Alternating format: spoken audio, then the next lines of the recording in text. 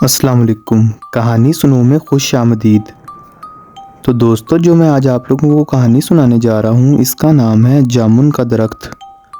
इंसान की ज़िंदगी में कुछ वाक़यात ऐसे होते हैं जो इंसान की ज़िंदगी पर गहरे असरात और गहरे नकूश छोड़ जाते हैं। कुछ वाक़यात तो ऐसे होते हैं जिनको सुनकर लोग मुश्किल से ही यकीन करते हैं, मगर ऐसे वाक़यात सच होते हैं। एक ऐसा ही वाक़या सुने जो कि हमारे दोस्तों के साथ पेश आया।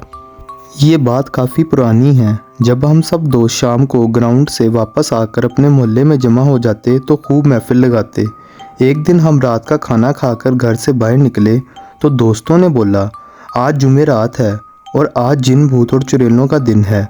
मैं जिन भूतों पर यकीन तो रखता था, पर कभी इनसे आमना सामना नहीं हुआ, तो मैं इसकी बात सुनकर हंस दिया।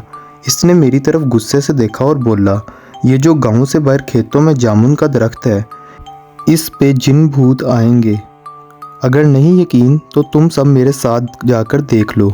हम सब ने हामी भर ली और इसके साथ चलने को तैयार हो गए। मैं इस दोस्त का नाम बताता चलूँ, यहाँ इसका नाम नदीम था और वो अक्सर रात को अकेला खेतों में घूमता रहता था, इसलिए इस पे कुछ दोस्तों ने यकीन भी कर लिया था, पर हमने यकीन नहीं किया। हम 5 दोस्त थे जिसके नाम थे आबिद, नासिर, साजिद, मुदस्सिर और नदीम। जैसे ही ईशा की अजान हुई हम निकल पड़े। इसके साथ खेतों में जिन भूत देखने रात काफ़ी गहरी हुई चली जा रही थी तो डर भी लग रहा था।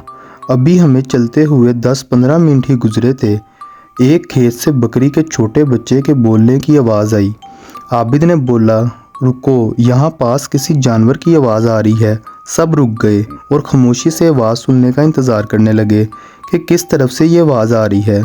अभी थोड़ी देर ही गुजरी थी कि बकरी के बच्चे की आवाज़ दोबारा सुनाई दी। नदीम ने फ़ौरन बोला, आवाज़ इस तरफ से आ रही है, जो 2-4 खेत छोड़कर ही बरसन का खेत था। आवाज़ वहाँ से आ रही थी। सर्दियों के दिन थे और इन दिनों में बरसन आम होता है। सब दोस्त इस तरफ जाने लगे तो नासिर ने बोला, छोड़ो यार, जो भी है हमें क्या लेना देना इससे, हम जिस काम के लिए जा रहे हैं इस तरफ चलो। पर कोई भी नहीं माना और बरसन के खेत की तरफ बढ़ने लगे। सभी वहाँ जाकर देखा तो एक छोटा सा बकरी का बच्चा वहाँ खेत में बैठा था।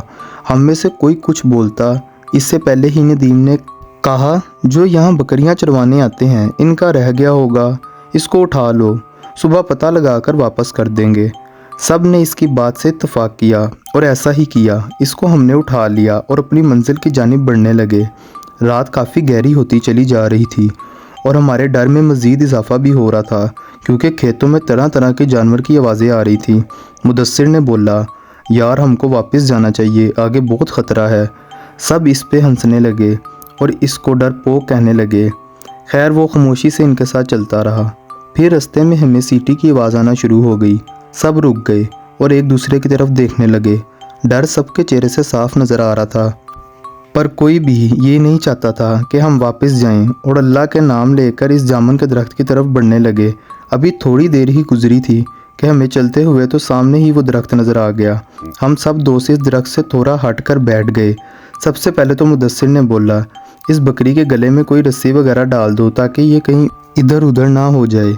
सब दोस्त रस्सी ढूंढने लग पड़े और जल्द ही एक छोटी सी रस्सी मिल गई थी। इसको हमने इसके गले में डाला और रस्सी नासिर को पकड़ा दी और सबकी नज़रें इस दरख्त पे जमी थीं। 10-15 मिनट ही गुजरे थे कि इस जामुन के दरख्त के ऊपर एक बारीक सी लाल रंग की लाइट नज़र आई। वो लाइट इतनी बारीक थी और इतनी तेज़ थी, यहाँ बताना मुश्किल है। वो लाइट कभी दरख्त पे जाती, कभी दरख्त से नीचे आती। हमारा खौफ के मारे बुरा हाल हो रहा था और साथ ही पुरअसरार आवाज़ें आना शुरू हो गईं। हम सब ने ऊंची आवाज़ में विर्द पढ़ना शुरू कर दिए। कुछ दोस्त तो वहाँ से भागने के लिए तैयार थे, हमने रोक रखा था।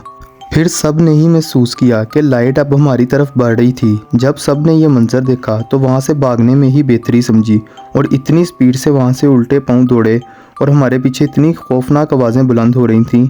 बस यही महसूस हो रहा था जैसे वो बिल्कुल हमारे पास ही हैं और किसी भी लम्हे वो हम सबको नुकसान पहुँचा सकती हैं। हमने हिम्मत न हारी और भागते रहे, विर्द करते रहे और वापस गाँव आकर सांस लिया। जब हम सब गांव की हदूद में पहुंच गए तो मुदस्सिर ने नासिर की तरफ देखा और पूछा, आपके पास बकरी का बच्चा था, वो कहाँ छोड़ आए? اس نے ہاتھ کی طرف دیکھا تو اس کے ہاتھ میں صرف رسی تھی۔ اس نے بولا کہ جب ہم وہاں سے بھاگ رہے تھے تو یہ صرف رسی ہی تھی، بکری کا بچہ کدھر گیا اس کو کچھ معلوم نہیں۔ جب ہم وہاں سے واپس دوڑے تو وہ بکری کا بچہ وہاں ہمارے ساتھ نہیں تھا، صرف یہ رسی ہی تھی۔ کیا وہ سچ مچ میں بکری کا بچہ تھا یا کوئی اور مخلوق تھی؟ سب دوستوں نے کہا جو بھی تھا ہم صبح صبح وہاں جا کر ضرور دیکھیں گے۔ جب صبح ہوئی تو کوئی بھی وہاں جانے کو تیار نہیں تھا سوائے ندیم اور مدثر کے۔ وہ دونوں کھیتوں میں گئے اور اسی جگہ گئے تو انہوں نے وہاں بکری کے بچے کو مرا ہوا پایا جو جامن کے درخت کے بالکل قریب ہی پڑا تھا۔